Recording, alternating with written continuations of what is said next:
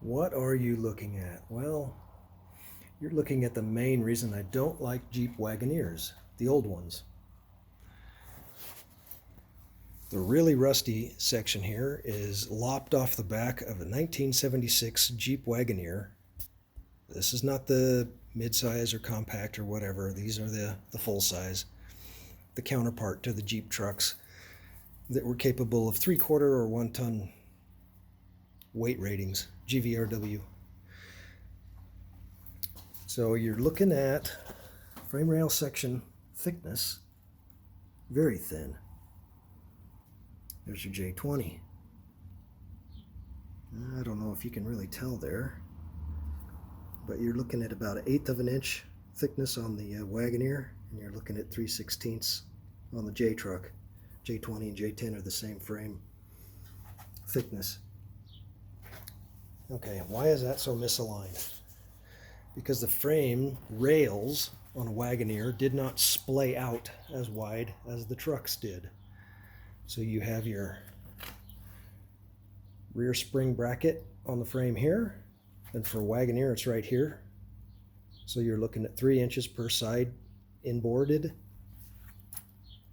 That, along with the fact that Wagoneer axles are also about 6 or 7 inches narrower than J-truck axles. They're just not a good combination for lateral stability. They have narrower frames,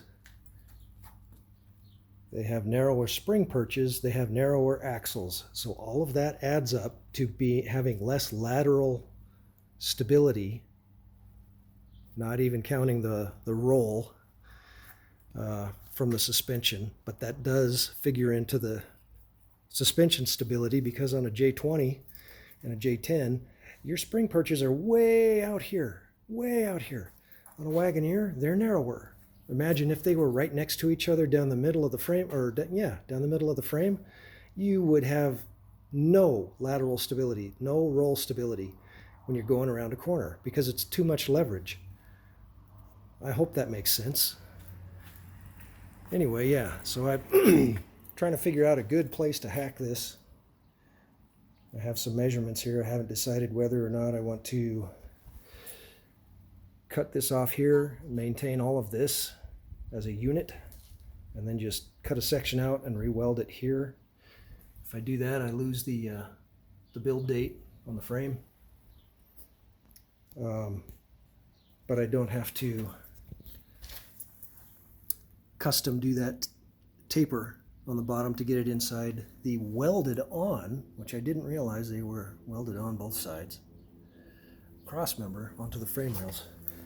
I really don't want to try to cut all of that. It's the same way on the Wagoneer. I really don't want to try to cut all of that out and then try to reattach a cross member to hacked off ends, like say right in this area. I think where the end of this red was. I was going to have a line here, taper cut this up, remove this from this on both sides. It's just a lot of extra work. So as I went out and grabbed the hacked off Wagoneer tail, I figured I would do a quick video on why I do not like Wagoneers. And that's just one of the many reasons. But the only reason the Wagoneer is not basically a vehicle that twists in half when you go around corners is because it has that long continuous body to reinforce the weaker frame. And the Jeep trucks did not have that continuous body. They had a gap between the bed and the cab. And so with the Wagoneers, and this spring mount box and body mount bracket is off of a Wagoneer, and there was a cross member that went, instead of this, it went across here, and I believe it also held the gas tank on that side. And they use the body for reinforcement, but they also tear the body out right in front of the rear wheel wells, which is where this area would be. You have a little pocket down here, and then you've got a wheel well like right here. And so on some of the older vehicles that I've had, two 76 Wagoneer bodies and one 1981 Cherokee, they all had stress points there. Some of them had cracks, some of them have been totally broken out, some of them had rust and cracks and broken out. So yeah, it's just not a strong vehicle. And trying to say, well, the Jeep frame's not much better. Well, it does have a bed that is going to be bolted down to it in 8 points, which will reinforce that. However, it does not still have a reinforcement structure that goes from here to where they quit boxing the frame. Yeah, right there. So I'm thinking about something that uses that. We'll see what happens. That's all for now.